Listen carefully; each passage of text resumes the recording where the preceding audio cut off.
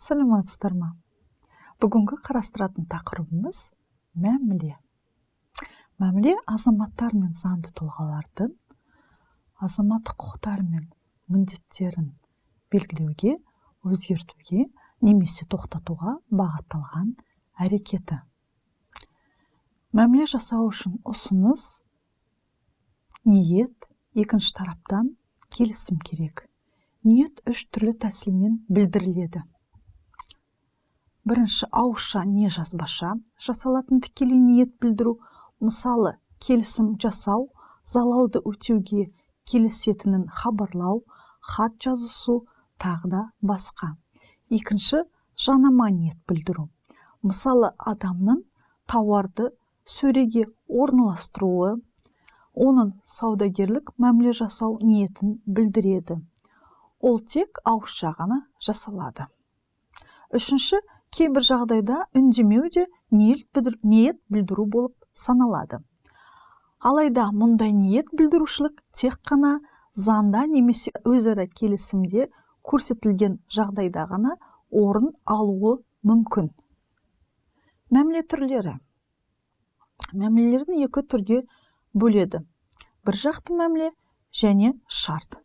Бір жақты мәміленің жасалуы үшін бір ғана тараптың ықтияры жетіп жатыр. Мысалы, өсиет қалдырушы өз ықтиярымен қалаған адамына мұрагерлік құқық береді. Мәміле ауызша да, жазбаша да жасалады. Кәсіпкерлік қызметпен айналысатын тұлғалардың арасында және жеке тұлғалар арасында 100 айлық есептік көрсеткіштен асатын сомаға мәміле жазбаша жасалады.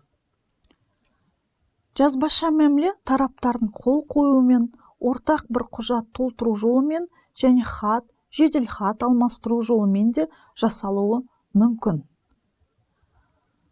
Заңда немесе тараптардың келісіммен көзделген жағдайда жазбаша мәмілені нотариат арқылы куәландыруы қажет. Жылжымайтын мүлікке қатысты жасалатын мәмілелер мемлекеттік тіркеуді талап етеді. Мәміленің жарамдылығына қажетті алғышарттар ретінде мына талаптар сақталуы тиіс. Бірінші, мәміле жасаушылар кәмелет жасына толғандар және ақыл есі дұрыс адамдар болуы керек. Екінші, әр тарап мәмілені өз ықтиярымен жасасу қажет. Үшінші, мәміленің мазмұны заң талаптарына немесе адамгершілікке қайшы болмауы керек. Төртінші, мәміле заң міндеттеген нысанда жасалуы тиіс. Мысалы, рента шартын нотариус куәландыруға тиіс. Ал жылжымайтын мүлікті рента бойынша беруді көздейтін шарт мемлекеттік тіркеуден өтуі қажет.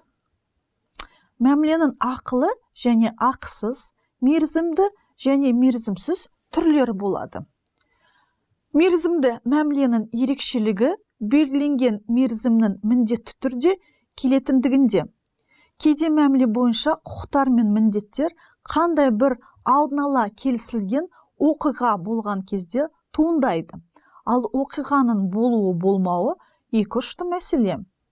Яғни келісілген құқықтар мен міндеттердің жүзеге асуы оқиғаның болуына тікелей тәуелді болса, оны шартты мәміле деп атайды. Консенсуалды мәмілелер болады. Келісімге келген сәттен бастап азаматтардың құқықтары мен міндеттері туындайтын мәмілелер.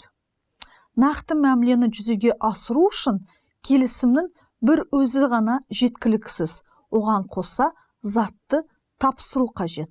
Бұны нақты мәміле деп атаймыз. Жалған немесе қулықпен жасалған мәмілелер. Оған тиісті құқықтық салдардан жасау ниетінсіз, тек алдау үшін жасалған мәмілені жалған мәміле деп атайды. Егер мәміле екінші бір мәмілені бүркемелеу мақсатымен жасалса, тараптар шын мәнінде ойлаған мәмілеге қатысты ережелер қолданылады. Яғни бұндай мәмілелер жарамсыз болып табылады. Назарларыңызға рахмет, сау болыңыздар.